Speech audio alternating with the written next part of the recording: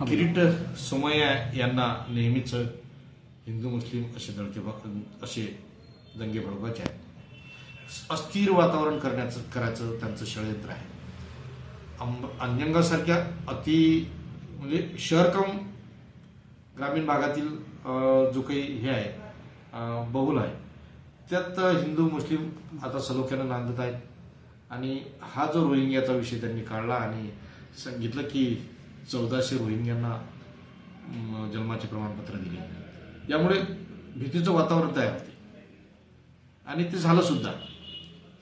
मला एक सांगा की एवढ्या मोठ्या प्रमाणात बाहेरचे लोक जर शहरात येत असतील किंवा गावात येत असतील त्यांना कुठं लोकांच्या आतापर्यंत लक्षात आलं नाही का?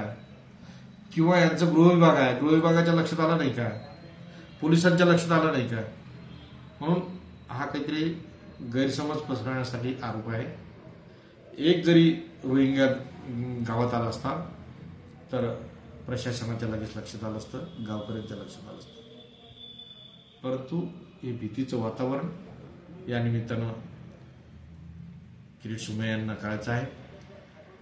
तहसीलदारांसोबत मी बोललो, तहसीलदारांनी सांगितलं की जवळपास 1484 अर्ज आले आणि 1484 अर्ज आल्यावर 485 हे मुस्लिमांना इश्यू केले आणि 84 हे हिंदूंना इश्यू केले, तर 915 हे प्रलंबित आहेत अर्ज 1485 पैकी 84 पैकी।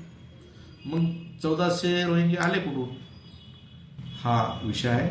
म्हणून त्यांनी हे जे काही वातावरण आहे ते वातावरण गावातलं शांत ठेवण्याचं काम करावं, उगाच भडकू नये ही त्यांना या निमित्ताने मी त्यांना आवाहन करेल। ठीक।